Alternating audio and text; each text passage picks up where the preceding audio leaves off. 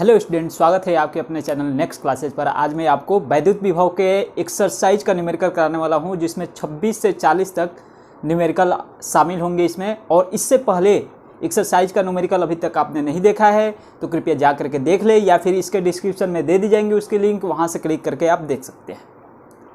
ठीक है। और अभी तक मेरे चैनल को सब्सक्राइब नहीं किया है तो कृपया चैनल को सब्सक्राइब कर ले और साथ में बेल आइकन को प्रेस करें, ताकि मेरी हर आगे आने वाली वीडियो आपको सर्वप्रथम दिखाई दे।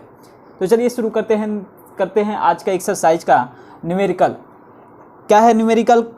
जो है क्वेश्चन नंबर 26।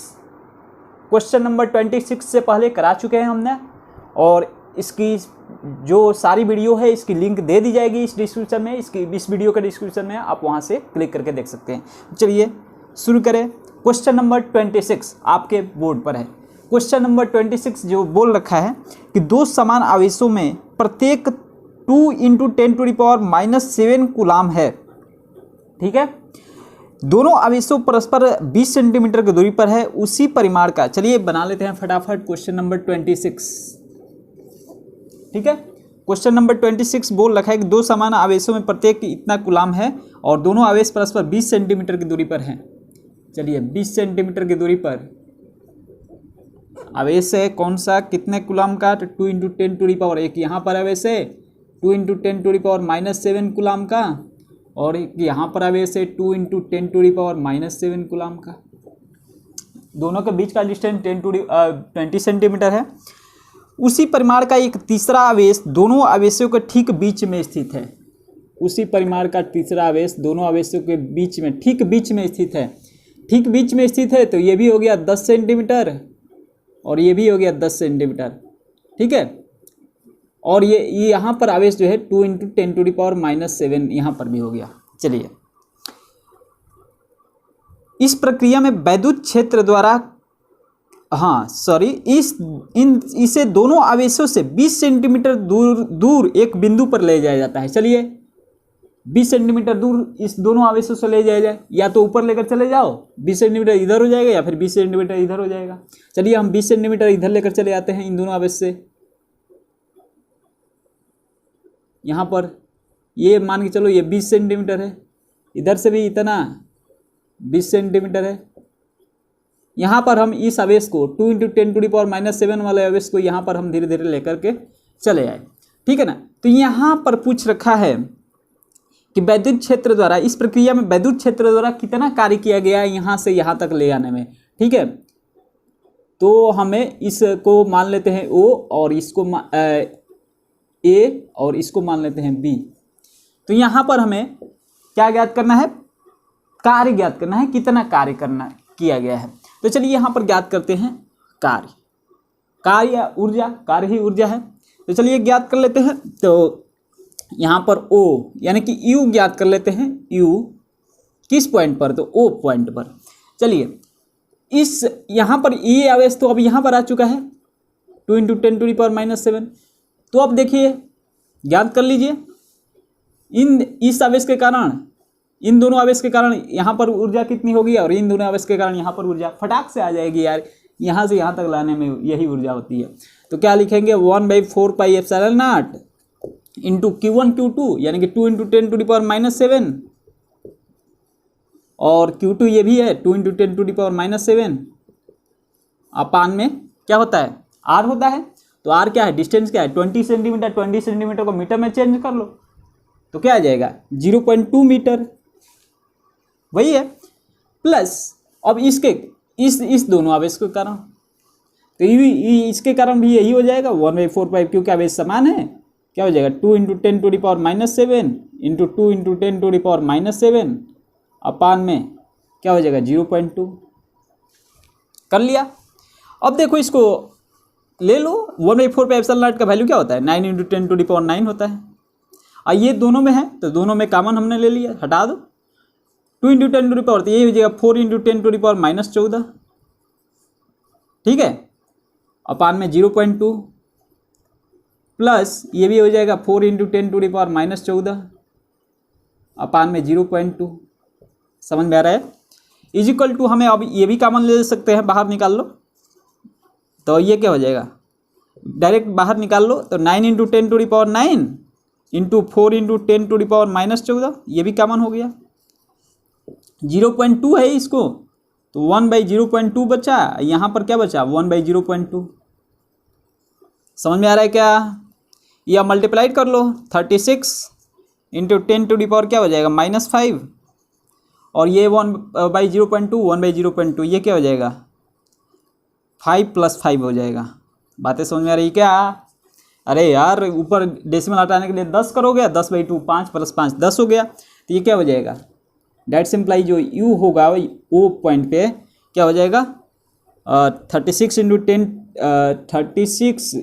10⁻⁻5 और 5 + 5 क्या हो जाएगा 10, यानी कि डेट सिंप्लाई यू नॉट जो यू ओ पर वो जो होगा 36 3 पॉइंट में दे रखा है क्या, कर ले क्या फटाफट, हाँ 3 पॉइंट में दे रखा है, तो ये हो जाएगा एक 10 से ये क्या होगा 10⁻⁻4 हो जाएगा, और एक डेसिमल यहाँ पर लाना है तो 3.6 हो जाएगा इंटू 10⁻³ जूल। समझ में आ रहा है? क्वेश्चन बहुत आसान था, कोई करने वाली बात नहीं थी, यहाँ से लेकर के यहाँ तक ले आना था हमको। समझ में आ रहा है क्या? बातें समझ में आ रही है आपको अच्छे से? बहुत आसानी तरीके से मैं आपको समझा दिया, इसमें कोई वो दिक्कत नहीं है। ठीक है, चलिए नेक्स्ट क्वेश्चन की तरफ आगे बढ़ें। नेक्स्ट क्वेश्चन आपके बोर्ड पर है, सॉल्व करने की कोशिश कीजिए। इसको अगर नहीं उतारे हैं तो कृपया उतार ले, अपने कॉपी पर नोट कर ले, क्योंकि एग्जाम के टाइम पर आपको बहुत ही आसानी होगी दोहराने में या फिर कुछ भी करने में। फटाफट नोट करिए, और क्वेश्चन अगर नोट कर लिए तो क्वेश्चन सॉल्व करने की कोशिश कीजिएगा। अगर क्वेश्चन देखिए, पहले मेरा सोल्यूशन ना देखें, पहले क्वेश्चन खुद सॉल्व करें, वीडियो को स्टॉप करके क्वेश्चन सॉल्व कर ले, इसके बाद अगर नहीं आता है तो ही मेरा सोल्यूशन देखें, अन्यथा की स्थिति में हमारे वीडियो को स्किप करते हुए आगे बढ़ाते जाइए और देखते जाइए, आपका टाइम भी बचेगा। ठीक है, और बहुत ही आपके टाइम बहुत ही कीमती है, टाइम से एकदम टाइम हमेशा कीमती होता है, और टाइम का एकदम थोड़ा कीमत समझो यार। ठीक है, तो सॉल्व किए कि नहीं, सॉल्व करो और करने की कोशिश करो, बहुत अच्छी बात है। चलिए मैं इसे मिटाता हूँ, अगर नहीं नोट किए हैं तो कृपया नोट कर लीजिएगा, वीडियो को स्किप करके, वीडियो को स्टॉप करके, सॉरी। 27 नंबर क्वेश्चन आपके बोर्ड पर तो है ही, सॉल्व करने की कोशिश कीजिए। चलिए 27 नंबर क्वेश्चन जो है, 27 नंबर क्वेश्चन में आप तो चित्र तो देख ही रहे होंगे, चित्र हम समझा दे रहे हैं। चित्र में दे रखा है इस टाइप से 10 माइक्रो कूलम है, यहाँ पर 10 माइक्रो कूलम है, और ये पॉइंट ओ है, एक पॉइंट ए दे रखा है यहाँ पर, एक पॉइंट यहाँ पर बी दे रखा है। इसकी डिस्टेंस जो दे रखा है कितना 0.10 मीटर, 0.10 मीटर, ठीक है 0.1 मीटर लिख दो, और ओ बी जो डिस्टेंस दे रखा है ये वाला इतना 0.2 मीटर दे रखा है। ठीक है, अब देखो करना क्या है, इसको 10 माइक्रो कूलम है ना, तो इसको 10 को क्या लिखोगे, एक माइक्रो कूलम में 10⁻⁻6 कूलम, तो 10 इंटू ये माइक्रो 2 बार है तो 2 बार मल्टीप्लाई कर दो 10⁻⁻6 से 10⁻⁻6 से, ये क्या हो जाएगा 10 इंटू 10⁻12 कूलम हो गया। इतनी बातें समझ में आ रही है, भरमाया है आपको। ठीक है, अब बोल रखा है कि ए पॉइंट पर फर्स्ट जो आपका है क्वेश्चन जो है फर्स्ट जो है ए पॉइंट पर विभव ज्ञात करना है। ठीक है ना, तो भी ए ज्ञात करना है, तो भी ए ज्ञात कर लेते हैं, तो 1/4πε0 इंटू क्यू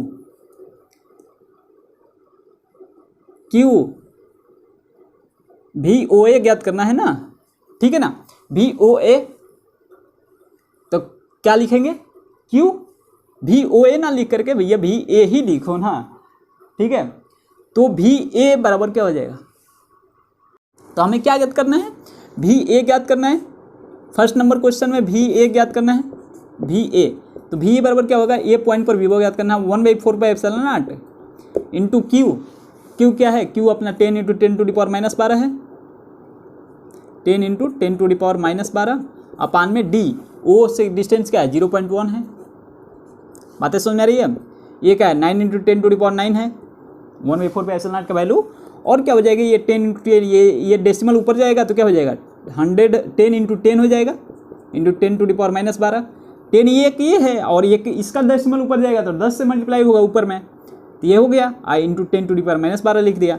अब देखो इसमें क्या लिखना है 9 इंटू अब 10 टू दी पावर क्या हो जाएगा 9 में से 12 गया -3 ये कितना हो गया +2, तो क्या होगा -1 10⁻⁻⁻1 यानी कि क्या हो जाएगा 0.9 क्या हो जाएगा वोल्ट। ठीक है, अब देखिए सेकंड इसी में जो है वीबी भी ज्ञात करना है। वीबी भी दे रखा है तो वीबी ज्ञात कर लेते हैं। तो 1/4 अब डायरेक्ट लिख दे रहा हूँ, ठीक है ना। तो 9 × 10⁹ 1/4 का वैल्यू और क्या हो जाएगा, ये हो जाएगा 10 × 10⁻12 अपान में डिस्टेंस जो अब चेंज हो गया है ओ से बी तक वाला 0.2। डेट सिंपलाई जो होगा यहाँ पर कर लेते हैं, करने के बाद ये जो आता है 0.2, इसको डेसिमल अगर हटाते हो तो ये जो है ×10, ये डेसिमल हट गया, हटा दो, बर्तन समझ में आ रही है। अब देखो इसको क्या करेगा 2, तो ये 4.5 बार में कट जाएगा, समझ में आ रहा है। तो इसको लिखेंगे 4.5, ठीक है। तो यहाँ पर जो होगा 9 और में से 12 गया -3 और ये हो गया तो -1 हो जाएगा 10⁻⁻, यानी कि क्या हो जाएगा 0.45 वोल्ट आ गया वीबी। ठीक है, बातें समझ आ रही है। अब हमें क्या करना है, सेकेंड नंबर जो है इसका पार्ट है, कर रहा है कि उतने ही एक अन्य ऋणावेश को ए से बी तक ले जाने में कितना कार्य। अब ऋणावेश हो गया, अब क्यू जो हो गया ये ही इतना ही अब ऋणावेश है, -10 × 10⁻12, ठीक है, उतने ही ऋणावेश है। अब ए से बी तक ले जाने में कितना कार्य, तो अरे भैया फार्मूला जानते हो कि W = क्या होता है, Q × ΔV।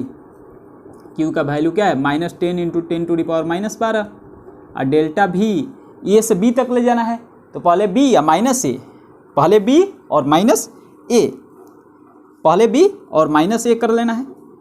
तो क्या लिख लेना है, पहले बी वाला क्या है 0.45 वोल्ट, और यार चलो यार आसानी से मैं लिख देता हूँ Q, तो Q का वैल्यू रख दो -10 × 10⁻12 into VB -VA, that simply क्या हो जाएगा -10 × 10⁻12, VB का वैल्यू क्या है 0.45 और -0.9 VA का वैल्यू, तो ये जो आएगा -10 × 10⁻12 और 0.45 में 0.9 गया, क्या हो जाएगा 0.45 माइनस में आएगा, तो माइनस माइनस ये प्लस हो गया, ये अब कर लो तो क्या हो जाएगा 4.5 × 10⁻12 जूल। बातें समझ में आ रही है क्या, 4.5 × 10⁻12 जूल, ये हो जाएगा आपका आंसर 27 नंबर क्वेश्चन का।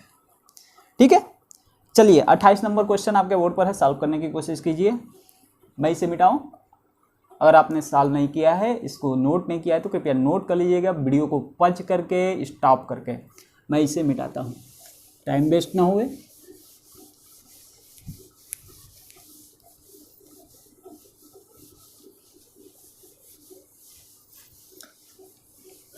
नेक्स्ट क्वेश्चन जो है 28 नंबर, बोल रखा है कि 2 इलेक्ट्रॉन जो है प्रत्येक 10⁶ मीटर पर सेकेंड के वेग से एक दूसरे की ओर छोड़े गए हैं। ठीक है ना, v जो है 10⁶ मीटर पर सेकेंड, ठीक है, के वेग से, वेग है इसका, वेलोसिटी है भैया, एक दूसरे की ओर छोड़े गए, वे अधिक से अधिक एक दूसरे के कितने समीप आ सकते हैं। ठीक है ना, तो इसमें जो होता है प्रारंभिक कुल गतिज ऊर्जा जो होता है, जब समीप आ सकते हैं तो समीप आकर के वो स्थिर हो जाएंगे। इधर से एक इलेक्ट्रॉन छोड़ा गया, ठीक है, और इसी वेग से, और एक इधर से इलेक्ट्रॉन छोड़ा गया इसी वेग से, तो एक दूसरे के कितना समीप आएंगे, तो समीप आएंगे तो भैया स्थिर होंगे ना, धीरे से स्थिर होंगे, यहाँ से तो वेग दे दिया गया, अब समीप आएंगे तो स्थिर होंगे। तो इसकी जो होगी कुल गतिज ऊर्जा जो होगी, प्रारंभिक कुल गतिज ऊर्जा होगी, वो कुल स्थितिज ऊर्जा के, अधिकतम कुल स्थितिज ऊर्जा के समीप की स्थितिज ऊर्जा के बराबर होगी। ठीक है ना, तो हम लिख लेते हैं प्रारंभिक कुल गतिज ऊर्जा बराबर क्या हो जाएगा, अधिकतम समीप की स्थितिज ऊर्जा, अधिकतम समीप की स्थितिज ऊर्जा। बातें समझ में आ रही है। प्रारंभिक कुल गतिज ऊर्जा कितनी हो जाएगी, इसकी गतिज ऊर्जा क्या हो जाएगी इस इलेक्ट्रॉन की, तो हाफ mv², गतिज ऊर्जा यही होता है ना, प्लस इसकी गतिज ऊर्जा क्या हो जाएगी, हाफ mv², बराबर अधिकतम स्थितिज ऊर्जा कितनी हो जाएगी, इन दोनों की स्थितिज ऊर्जा क्या होगी भैया, 1/4πε0 इंटू ई अपान आर, बातें समझ में आ रही है। चलिए निकाल लेते हैं, इसका कितना होता है, द्रव्यमान कितना होता है इलेक्ट्रॉन का, 9.1 इंटू 10⁻31, लेकिन 9 हमें रखना है क्योंकि 9 पर ही आपके आंसर में दे रखा है शायद, ठीक है ना, तो 9 हम रख लेते हैं कि 9.1 रखे, 9 रख लेते हैं, ठीक है ना। तो एम का जो इलेक्ट्रॉन का जो द्रव्यमान जो होता है एम 9 इंटू 10⁻31, ठीक है ना, किलोग्राम, बातें समझ आ रही है। इलेक्ट्रॉन का द्रव्यमान होता है 9.1 होता है, लेकिन 9 पर ही हम करेंगे क्योंकि आपके 9 पर ही आंसर में दे रखा है। तो चलिए ये क्या हो जाएगा, half mv² plus half mv², दोनों को जोड़ेंगे तो mv² हो जाएगा, लिख ले mv² बराबर ये क्या हो जाएगा 9 इंटू 10⁻1/4 का वैल्यू क्या होता है 9 इंटू 10⁻9 इंटू ई पर आवेश कितना होता है 1.5 और 1.6 इंटू 10⁻⁻19 एक ई का हो गया और दूसरे का ई क्या हो जाएगा 1.6 इंटू 10⁻⁻19 अपान में आर क्या है, आर ही तो निकालना है कितने दूरी तक, तो आर तो निकालना है, तो mv² पे यहाँ पर भी लिख दे, क्या लिख दूँ, चलो आगे लिखता हूँ यार।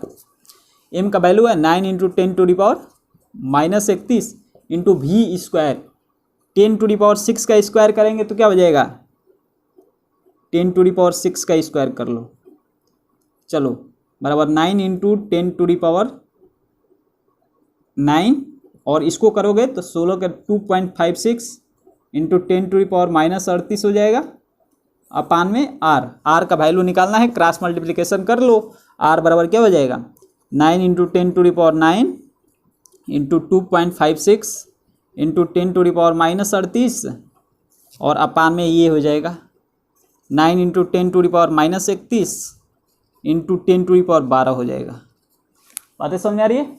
और इसको सॉल्व कर लेना, 9 से 9 कैंसिल हो गया, ये क्या हो गया 10⁻12, एक ये हो गया -31 में से 12 गया, 30 में से 12 गया 18, 31 में से 12 गया 19, यानी क्या हो जाएगा -19 हो जाएगा और ये ऊपर जाएगा तो +19 हो जाएगा, +19 और ये +19 तो -38 में से +19 गया कितना हो गया -19 में से +9 गया क्या होगा -10, यानी कि कितना हो जाएगा = 2.56 इंटू 10⁻10 मीटर, बातें समझ में आ रही है, आंसर समझ में आ रहा है, फार्मूले भी समझ में आ रहे हैं, हर चीज़ समझ में आ रहा होगा यार, आप लोगों को बकवास ना किया करो, ठीक है। चलो क्वेश्चन नंबर 29 आपके बोर्ड पर है, सॉल्व करने की कोशिश कीजिएगा, बहुत ही आसान है ये भी क्वेश्चन, मिटाऊँ इसे,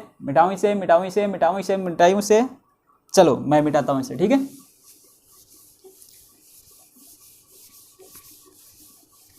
क्वेश्चन नंबर 29 क्वेश्चन नंबर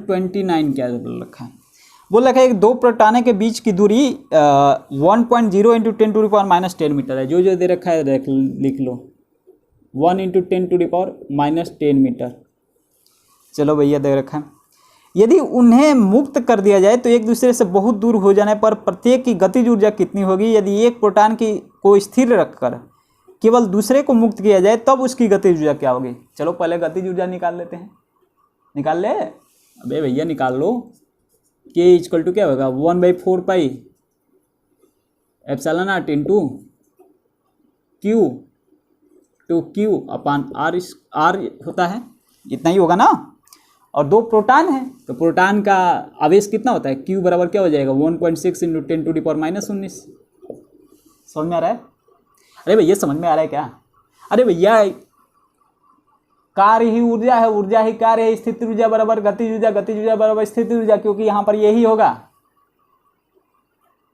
बातें समझ में आ रही है, नहीं आ रही है, अरे आना चाहिए, ठीक है, क्योंकि इसमें इस स्थिति में यही होगा, तो K बराबर क्या हो जाएगा 9 इंटू 10⁹ और बोलो कि यार यहाँ पर U है तो भैया K क्यों लिख रहे हो। तो स्थितिज ऊर्जा बराबर यहाँ पर गतिज ऊर्जा का कार्य करेगा, जितनी स्थितिज ऊर्जा होगी उतना ही वो गतिज ऊर्जा में चेंज होगी। बातें समझ आ रही है। K क्यों रखे हो, ये यही है, U है, ठीक है। तो 9 इंटू 10⁹ और Q का वैल्यू रख दो 1.6 इंटू 10⁻⁻19 इंटू 1.6 इंटू 10⁻⁻19 अपान में R क्या है 1 इंटू 10⁻⁻10। पढ़ोगे तब तो समझ में आएगा, सारी चीज़ें मैं प्रूफ करवा रखा हूँ, ठीक है। तो क्या हो जाएगा 9 इंटू 10⁹ इंटू क्या हो जाएगा 16/2 से 2.56 इंटू 10⁻⁻38 और ये हो जाएगा ऊपर चला जाएगा 10⁻10 हो जाएगा। सारी चीज़ें बेसिक हमने पढ़ा रखी है, अब पढ़ोगे नहीं तो क्या होगा। अब 9 × 54 के 4 मल्टीप्लाइड कर लो, 9 में 2.56 है, 9 × 54 के 4, 9 × 5 = 50 के 50, 2 9 के 18 5 23, 23.04 इंटू 10⁻ क्या हो जाएगा -19, ठीक है, -19 कर ले। और आपके में जो आंसर दे रखा है वो आधा आधा में इसमें बढ़ जाएगा, प्रत्येक की पूछ रखा है ना -19, इसको कर लो 2.30, डायरेक्ट 2.30 रखो ना भैया, बस उतना ही रखो 10⁻⁻18 जूल। ये जो है दोनों की है, ठीक है ना। अगर प्रत्येक की पूछता है तो इसमें आधा आधा बट जाएगा, दोनों प्रोटॉनों में आधा आधा बट जाएगा, प्रत्येक की गतिज ऊर्जा पूछेगा। अतः प्रत्येक की गतिज ऊर्जा बराबर आधा आधा बढ़ जाएगा 2.30/2 इंटू 10⁻⁻18 जूल बराबर क्या हो जाएगा 1.15 इंटू 10⁻⁻18 जूल हो जाएगा। प्रत्येक की गतिज ऊर्जा पूछ रखा है, तो समझ में आ रहा है। अब बोल रखा है सेकंड कि यदि एक प्रोटॉन को स्थिर रखकर, ठीक है ना, केवल दूसरे को मुक्त किया जाए, तो एक अगर स्थिर हो गया तो वो ऊर्जा उसको दे देगा, ठीक है ना। तो क्या हो जाएगा वो ऊर्जा उसको दे देगा। तो अगर स्थिर हो जाए तो बातें समझ आ रही है। पहली स्थिति में जो होती है प्रोटॉनों के निकाय की स्थिति ऊर्जा दोनों के बराबर बराबर गतिज ऊर्जा में आपस में बराबर में क्या हो जाता है बट जाती है। तो बट जाएगा ये 1.15 इंटू 10⁻⁻18 जूल, बातें समझ। और दूसरी स्थिति में जो होगी संपूर्ण ऊर्जा जो है मुक्त प्रोटॉन को मिल जाती है। एक ही मुक्त प्रोटॉन को एक को स्थिर रख दिया गया है, एक को क्या कर दिया गया है छोड़ा गया है। तो प्रत्येक ऊर्जा ये क्या होती है इतनी ऊर्जा मुक्त प्रोटॉन को मिल जाएगी। आज जब प्रोटॉन को मिल जाएगी तो उस स्थिति में होगी क्या होगा ये वाला आंसर आ जाएगा।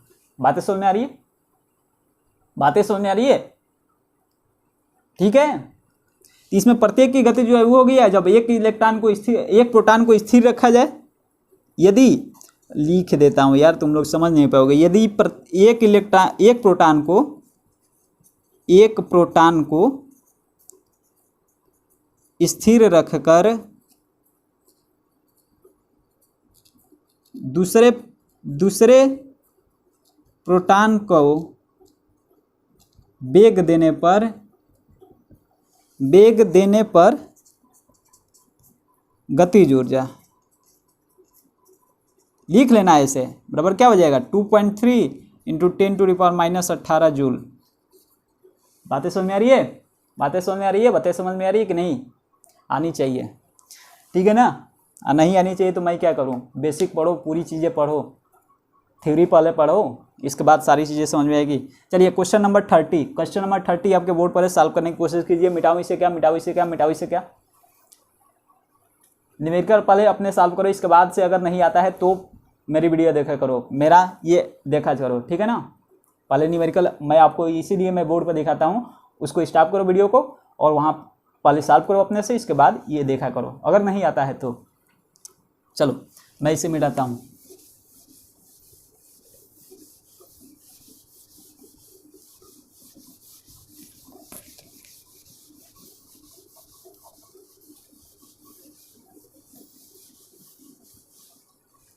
क्वेश्चन नंबर 30 जो बोल रखा है +q + 2q + 4q कूलाम आवेशों को a मीटर भुजा वाले एक समबाहु त्रिभुज के कोनों पर रखकर कितने कार्य करना है होगा। निकाय की व्यतिरिक्त स्थिति ऊर्जा कितनी कार्य होगी, कितने होगा, ठीक है ना। तो बस करना क्या है यार, इस टाइप का एक थ्योरी मैं बता चुका था यार, ये फार्मूला भी बन गया था। ठीक है, यहाँ पर क्यू आवेश है और यहाँ पर क्या क्या है, क्यू 2Q और यहाँ पर 4Q है। ठीक है, ये जो है डिस्टेंस ए है, ये इन दोनों के बीच के डिस्टेंस जो है दे रखा है, इन दोनों के बीच की डिस्टेंस जो है, अरे सॉरी यार, ए और ये भी ए है। ठीक है ना, ये मीटर भुजा वाला एक समबाहु त्रिभुज है, तो ये सबकी डिस्टेंस हो जाएगी भुजा की। अब बोल रखा है कि कोनों पर रखे कितना कार्य होगा निकाय के वैद्युत क्षेत्र जा रहे यार, U इक्वल टू क्या हो जाएगा 1/4πε0। आपको फार्मूला लिखवाया था, Q into 2Q, Q into 2Q अपान में डिस्टेंस क्या है A, Q इंटू 2Q, ये वाला फार्मूला लिखाया था, प्लस ये फिर 2Q इंटू 4Q अपान में इनके बीच के distance A plus Q into 4Q अपान में इनके बीच की डिस्टेंस A। अब चाहते हो कि थ्योरी ना पढ़े और न्यूमेरिकल सॉल्व कर ले, तो न्यूमेरिकल कैसे सॉल्व होगा? थ्योरी पढ़ोगे, बेसिक कंसेप्ट समझो, कंसेप्ट होगा ना तो बहुत सारे न्यूमेरिकल सॉल्व कर लोगे, बहुत सारे, क्योंकि अनंत न्यूमेरिकल है, इतनी न्यूमेरिकल मैं दे दूंगा ना कि सॉल्व करते रह जाओगे, थक जाओगे, तभी नहीं हो। अभी हमारे पास इतने न्यूमेरिकल है। बातें समझ में आ रही है? मैं आपके सिर्फ बुक का ही करवा रहा हूँ, अलग से अगर करवाना शुरू कर दूँ ना तो हवा भी नहीं लगेगा। अभी तो ये सिंपल है, फार्मूले बेसिस। HC वर्मा वगैरह उठा कर दे दिया जाए ना, कूदने लगेंगे। तो U इक्वल टू क्या हो जाएगा, कर लो यार, 1/4πε0। ये क्या हो जाएगा 2Q स्क्वायर अपान में A प्लस ये क्या हो जाएगा 8Q स्क्वायर अपान में A प्लस ये हो जाएगा 4Q स्क्वायर अपान में A। कर लो, तो U इक्वल टू क्या हो जाएगा 1/4πε0 इंटू क्या हो जाएगा 2 8 10 4 14Q square upon A। Answer आ रहा है, समझ में आ रहा है? कार्य भी इतना ही होगा, ऊर्जा भी इतनी ही होगी। बातें समझ रहे? कार्य ऊर्जा है, ऊर्जा ही कार्य यहाँ पे। ठीक है, चलिए 31 क्वेश्चन नंबर 31 आपके बोर्ड पर है, सॉल्व करने की कोशिश कीजिएगा। मैं इसे मिटाता हूं।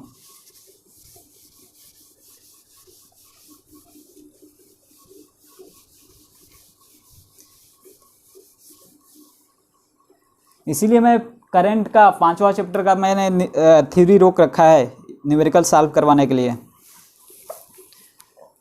इतना पहले पढ़ो, अच्छे से पढ़ो, कि कोई भी चैप्टर पढ़ो अच्छे से पढ़ो।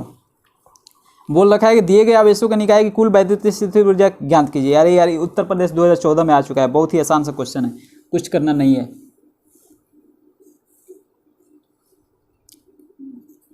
To A minus Q plus Q, यहाँ पर है प्लस क्यू। अब करना क्या है, देखो यहाँ पे फार्मूला लगाना है, फटाक से वही फार्मूला लगाना है, U इक्वल टू 1/4πε0। अब देखो minus Q into plus Q क्या हो जाएगा -Q स्क्वायर अपान में इनके बीच की डिस्टेंस क्या है 2a।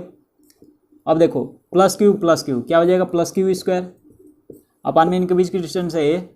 अब देखो plus Q into minus Q क्या हो जाएगा -Q स्क्वायर अपान में इनके बीच की डिस्टेंस क्या है 2a। सॉल्व कर लो यार, U इक्वल टू 1/4πε0। इन इसको और इसको जोड़ेगा तो Q स्क्वायर बाई ये हो जाएगा। नहीं होगा क्या? नहीं होगा क्या? होगा भैया, Q स्क्वायर बाई ये माइनस में आएगा। ये क्या पढ़े हो यार, इसको और इसको जोड़ोगे तो ये -Q स्क्वायर बाई ये हो गया, ये और ये हो गया +Q स्क्वायर बाई ये, दोनों आपस में कट पीट के मर गए, खत्म, अपने में मर गए कट पीट के। वो ये क्या हो जाएगा U इक्वल टू 0 हो गया, -Q + Q, तो ये 0 हो गया। तो 0 में किसी भी संख्या से मल्टीप्लाई करो 0 हो गया, कट पीट के मर गए। स्थिति ऊर्जा क्या हो गई 0 हो गई। बहुत ही आसान सा क्वेश्चन था। चलिए नेक्स्ट क्वेश्चन आपके बोर्ड पर है, क्वेश्चन नंबर 32। सॉल्व करने की कोशिश कीजिए, बहुत ही आसान सा क्वेश्चन है।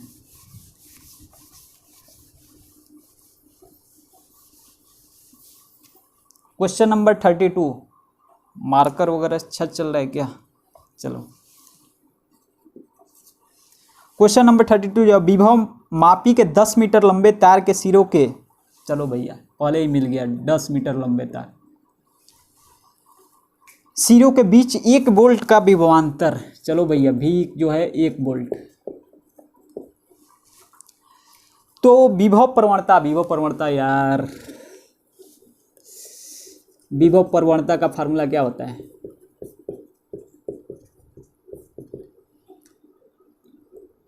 V/D क्या होगा 1/10 बराबर 0.1, क्या हो जाएगा ये 0.1 वोल्ट पर मीटर। V का मात्रक क्या होता है वोल्ट और D का मात्रक मीटर, वोल्ट पर मीटर। आंसर हो गया। बातें समझ में आ रही है? नहीं समझ में आ रही है? अरे यार इतना आसान क्वेश्चन, फार्मूला बेसिस क्वेश्चन तुम लोग यार। 33 नंबर जो है, एक कुलिज नलिका में कैथोड तथा एनोड के बीच 33, एक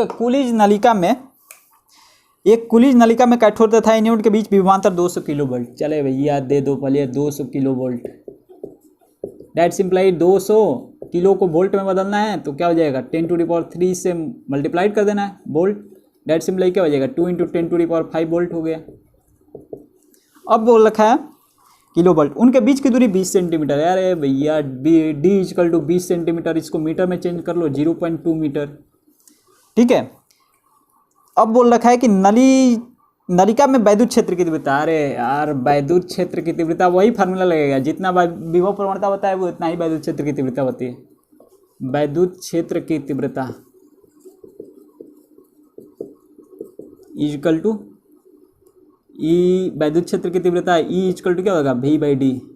दैट सिंप्लाई V का वैल्यू क्या है 2 × 10⁵ अपान में D का वैल्यू है 0.2 इक्वल टू क्या हो जाएगा 2 से 2 कैंसिल, यानी कि क्या हो जाएगा 10 × 10⁵ वोल्ट। 10 वोल्ट थोड़ी होगा, वोल्ट पर मीटर होगा। ठीक है, बातें समझ में आ रही है? इतनी आसान सा क्वेश्चन। चलिए क्वेश्चन नंबर 34 आपके बोर्ड पर है, सॉल्व करने की कोशिश कीजिए।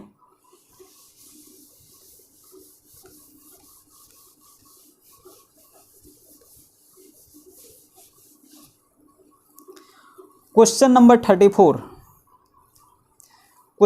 34 जो है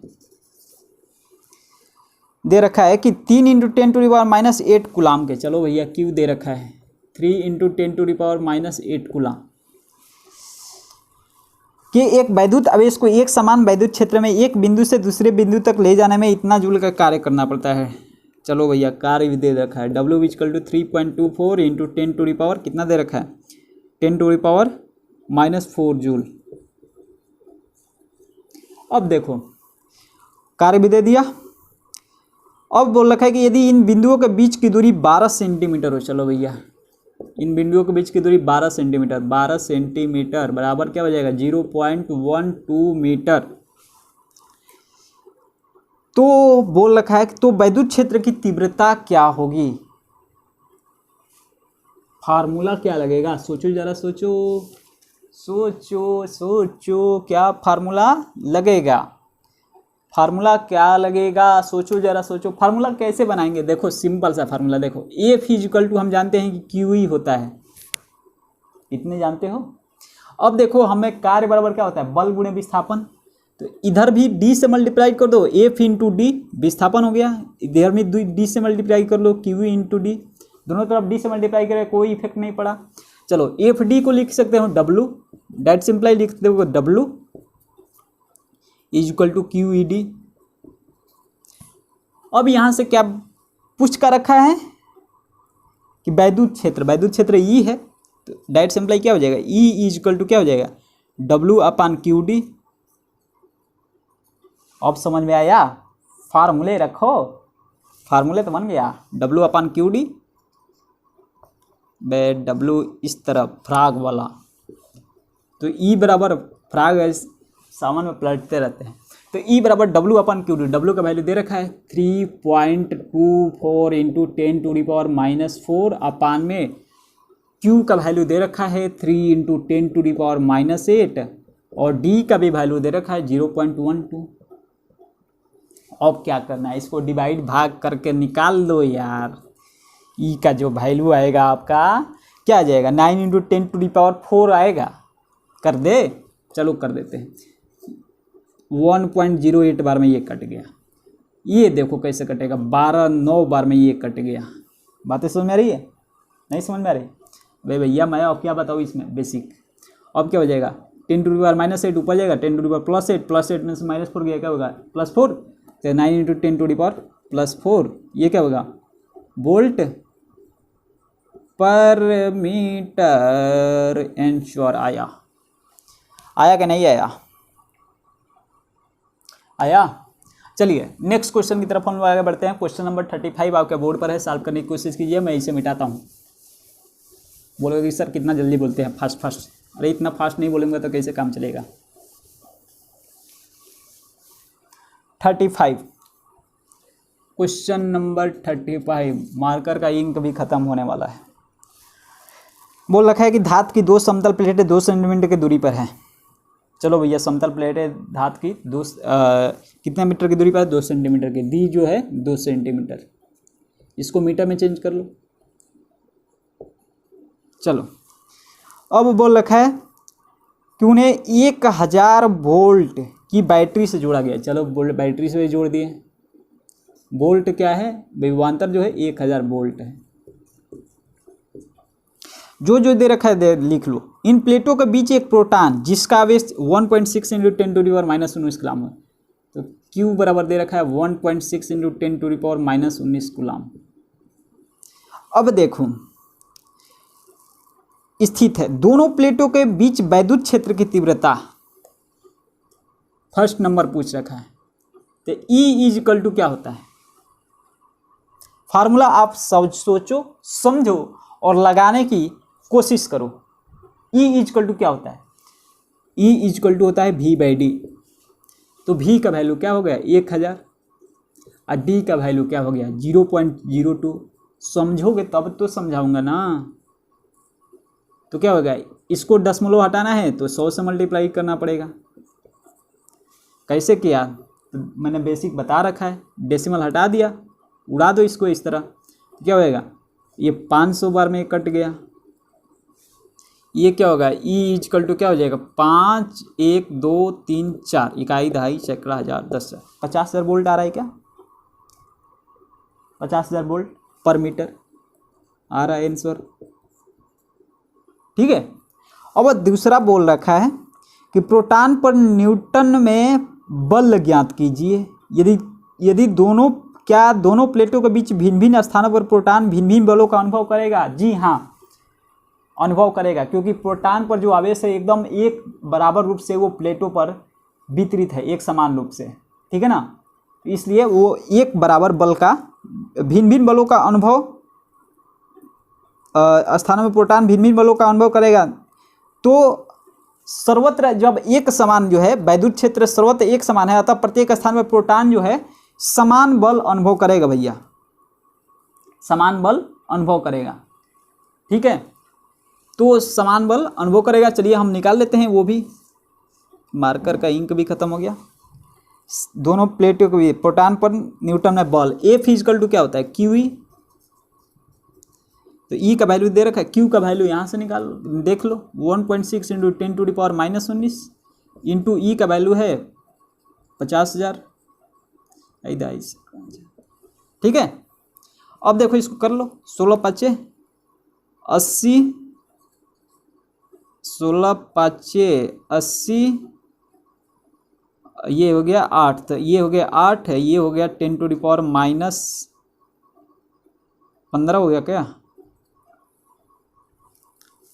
10⁻⁻15 हुआ, देख लेना। हाँ आ रहा है 10⁻⁻15, ये न्यूटन हो गया। अब देखो हम जानते हैं कि प्लेटों के पर एक समान रूप से वैद्युत क्षेत्र एकदम वितरित है प्लेटों पर। ठीक है ना, प्लेटों के बीच वैद्युत क्षेत्र सर्वत्र अगर एक समान है तो अतः प्रत्येक स्थान पर जो होगा, अगर E सर्वत्र रूप से एक समान है प्लेटों के बीच, तो बल भी एक समान रूप से कार्य करेगा। चलिए क्वेश्चन नंबर 36। क्वेश्चन नंबर 36 आपके बोर्ड पर है, सॉल्व करने की कोशिश कीजिए फटाफट। मैं इसे मिटाता हूँ।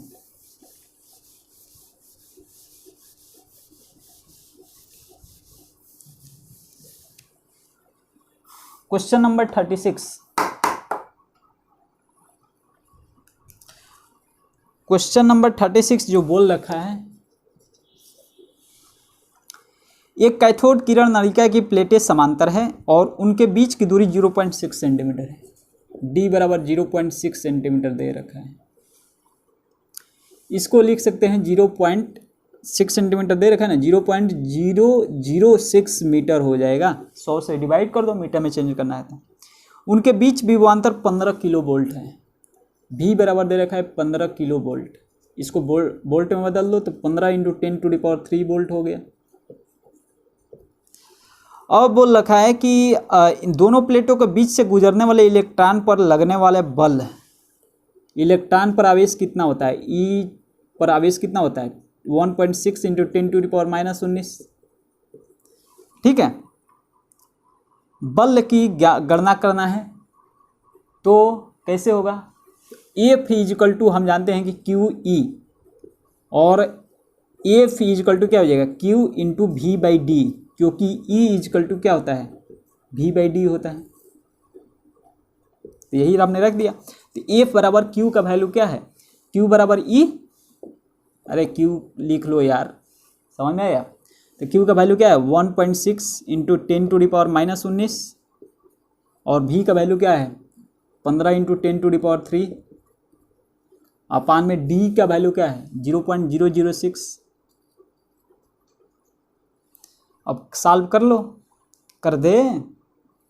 इसको हम लिख सकते हैं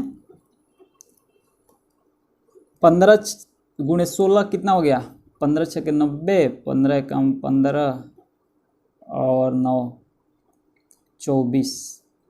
ये दशमलव हट गया इससे, तो क्या हो गया 10⁻⁻19 में से 3 गया, कितना हो गया 16, 10⁻⁻16 और अपान में ये 6 × 10⁻⁻3, ये 6 × 24, डेट सिंपली क्या हो जाएगा ऊपर जाएगा, 16 में से 3 गया 13, तो 4 × 10⁻⁻13, ये क्या होगा न्यूटन। बातें समझ में आ रही है, बातें समझ में आ रही है। अब बोल रखा है कि इलेक्ट्रॉन का त्वरण, अरे भैया त्वरण ज्ञात करना है तो F = हम जानते हैं कि ma होता है, तो A बराबर क्या होता है F/m। ठीक है, तो F का वैल्यू यहाँ पर दे रखा है 4 × 10⁻⁻13, अभी निकाला हमने। और m का वैल्यू, इलेक्ट्रॉन का द्रव्यमान कितना होता है, तो इलेक्ट्रॉन का द्रव्यमान जो होता है m = क्या होता है 9.1 × 10⁻⁻31 होता है किलोग्राम। ठीक है, लेकिन हम क्या लिखेंगे 9.0 पर कर लेते हैं, ठीक है ना, आसानी होगी। ठीक है, ये भी होता है, तो A = लिख देते हैं, ये हो जाएगा 9.0 × 10⁻⁻31। बातें सुन रही है। तो इसको सॉल्व करके देखो कितना आ रहा है 36 नंबर, मैंने सॉल्व कर रखा है ना। हाँ 4.4 × 10⁻17, हाँ इतना आएगा 4.4 × 10⁻17 मीटर/सेकंड²। ठीक है ना, समझ में आ रही बात है। चलिए नोट करना हो नोट कीजिए, थोड़ा सा मैं इसमें इंक डाल दे रहा हूँ। और क्वेश्चन नंबर 37 आपके बोर्ड पर है, सॉल्व करने की कोशिश कीजिए अगर नोट कर लिए हैं तो।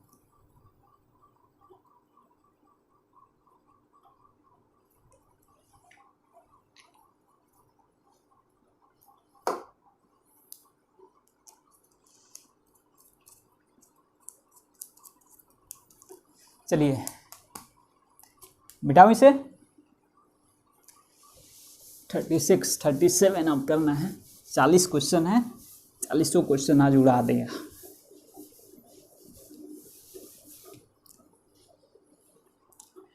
थर्टी सेवन जो बोल रखा है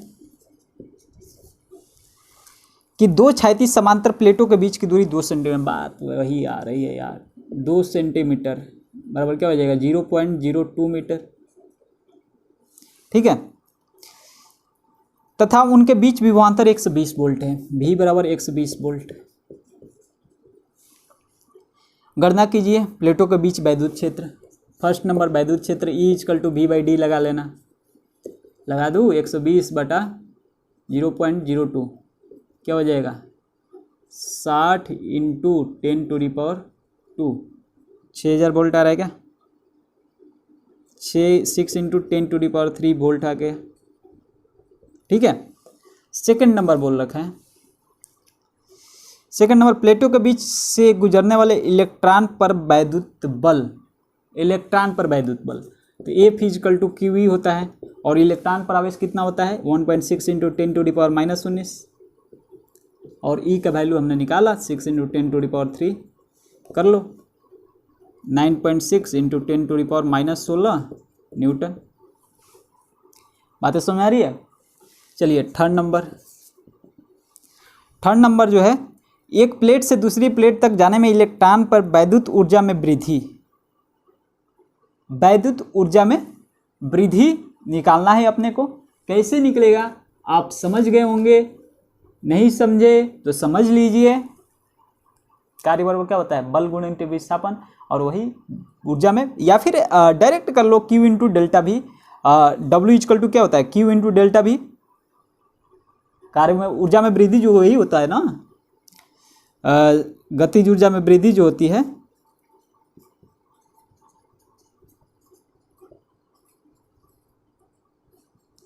Q × ΔV ये होता है। अब Q × ΔV तो पहले तो विभवांतर 0 था और बाद में ये हो गया तो Q का वैल्यू क्या होगा 1.6 × 10⁻−19 और ΔV का वैल्यू यहाँ पर ये 120 होगा। बराबर क्या हो जाएगा ये 12 6 72 के 2 7 12 1 12 7 19 192 × 10⁻−19 जूल। बराबर क्या हो जाएगा 1.92 × 10⁻−17 जूल। ठीक है, सारा हल हो गया इसका। बातें समझ में आ रही है? चलिए अब ये क्वेश्चन नंबर 37 था। 38 की तरफ आगे बढ़ते हैं। 38 आपके बोर्ड पर है, सॉल्व करने की कोशिश कीजिए, मैं इसे मिटाता हूँ।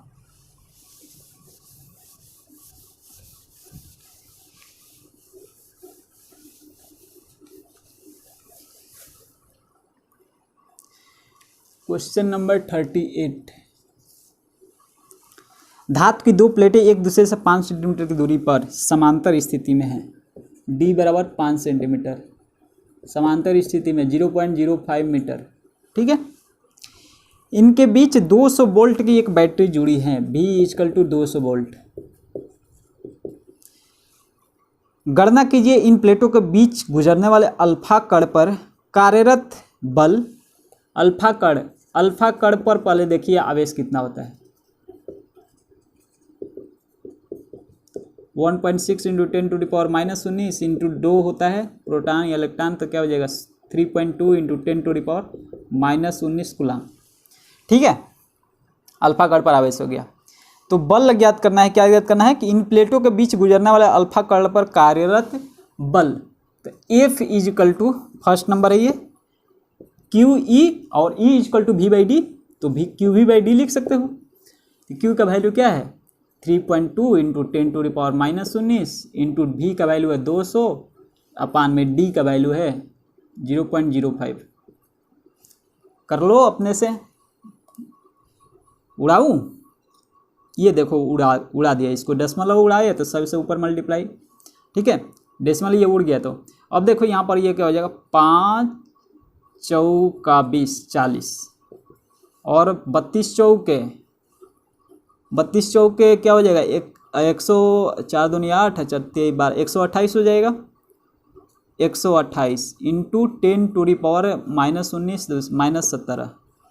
-17 यानी कि 1.28 इंटू 10⁻−15 हो जाएगा ना। हाँ 1.28 इंटू 10⁻−15 न्यूटन। नहीं समझ में आ रहा है? वो अगर इधर डेसिमल लाओ तो 100 से मल्टीप्लाई करना पड़ेगा इस डेसिमल को भगाने के लिए, तो 100 कर दिया तो ये 10⁻⁻70 और 10 का स्क्वायर 100 होता है, तो घट गया 10⁻⁻15 न्यूटन हो गया। सेकेंड नंबर, एक प्लेट से दूसरी प्लेट तक पहुंचने में अल्फा कण की गतिज ऊर्जा में वृद्धि। अरे यार, गतिज ऊर्जा में वृद्धि वही करना है।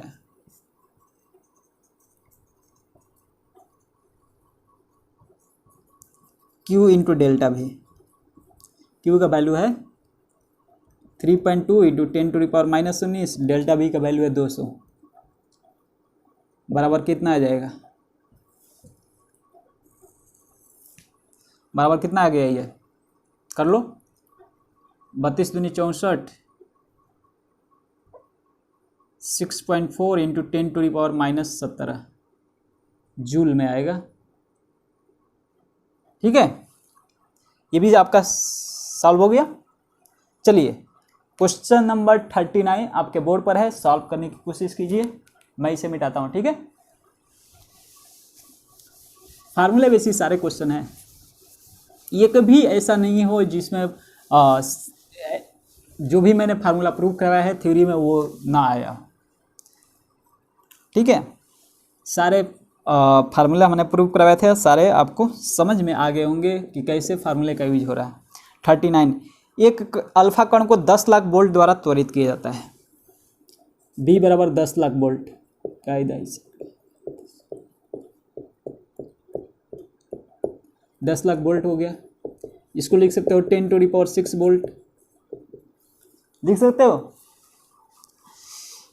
इसकी गतिज ऊर्जा क्या होगी, अल्फा कण, इसकी पहले ही गतिज ऊर्जा पूछ दिया। ठीक है ना, तो अल्फा कण का द्रव्यमान कितना होता है, सॉरी अल्फा कण पर आवेश, अल्फा कण पर आवेश Q बराबर क्या होता है 3.2 into 10⁻⁻19 coulomb.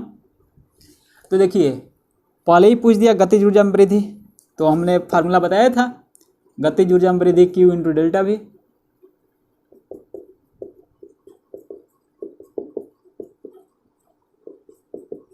Q into delta भी, Q का वैल्यू क्या है 3.2 इंटू 10⁻⁻19 और डेल्टा भी यानी कि 10⁻6, क्या हो जाएगा 3.2 इंटू 10⁻13 - 13 जूल। बहुत ही आसान सा क्वेश्चन है। अब बोल रखा है सेकंड नंबर, इसी विभवांतर पर यदि प्रोटॉन को त्वरित किया जाए तो वह कितना गतिज ऊर्जा प्राप्त करेगा। अरे भैया, प्रोटॉन को त्वरित किया जाएगा तो प्रोटॉन पर आवेश कितना होता है 1.6 इंटू 10⁻⁻19, यानी कि इसका आधा, ये 3.2 है, इसका आधा। अरे चलो कर लो यार, प्रोटॉन पर आवेश कितना होता है 1.6 इंटू 10⁻⁻19। अब यही फार्मूला लगाना है, तो क्या हो जाएगा गतिज ऊर्जा में वृद्धि,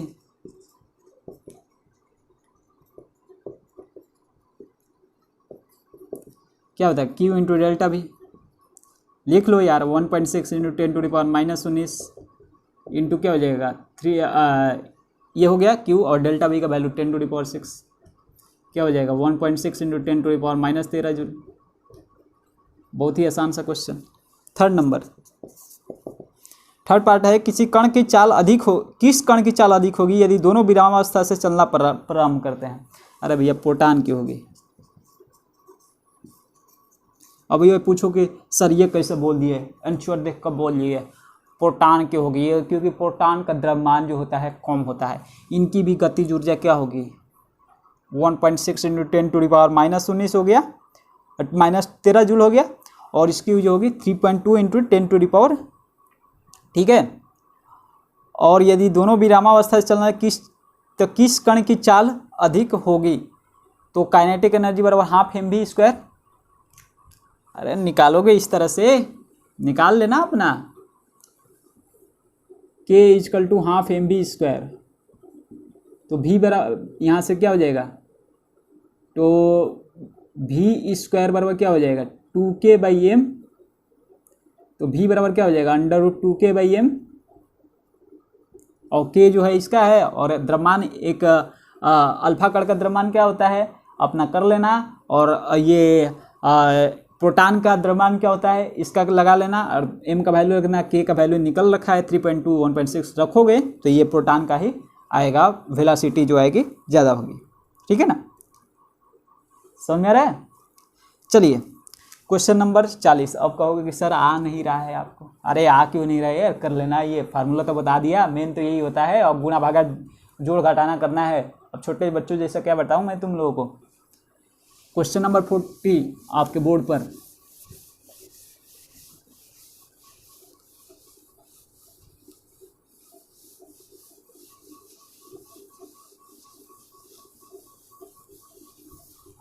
चलिए क्वेश्चन नंबर 40 जो दे रखा है आसान है। 5 × 10⁻³ इतना और इतना के दो बिंदु आवेशों के बीच की दूरी 1 सेंटीमीटर है।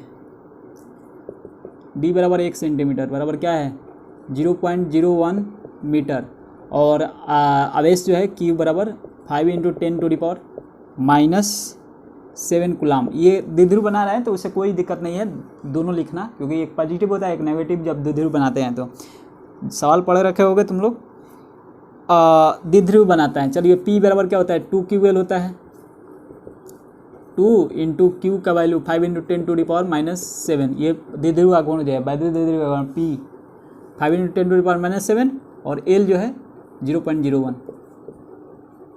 ठीक है, क्या हो जाएगा 0.01, ये हो जाएगा 2 × 5 = 10 और ये ख़त्म, यानी कि क्या हो जाएगा 10⁻⁻8 आ जाए। चलिए 2 × 5 = 10, 10 × 10⁻, क्या हो जाएगा -9, क्या हो जाएगा कूलाम इंटू मीटर। बातें समझ में आ रही है। अब देखिए ये पूछ रखा है कि बना दे कि अक्ष केंद्र से 50 सेंटीमीटर की दूरी पर स्थित वैद्युत विभव ज्ञात करना है।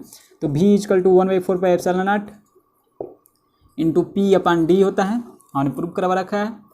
और ये जो होता है d का वैल्यू दे रखा है 50 सेंटीमीटर, इसको लिख सकते हो 0.5 मीटर। डेट सिंप्लाई 9 × 10⁻9 और p का वैल्यू है 10 × 10⁻⁻9 अपान में क्या लिखोगे 0.5। ठीक है, तो ये 10⁻9 से 10⁻⁻9 का कैंसिल, ये हो जाएगा 5 से ये ऊपर जाएगा, 10 से मल्टीप्लाई होगा, दशमलव उड़ेगा तो 5 दूनी 10, 9 दूनी का 18, 18 10 में 180।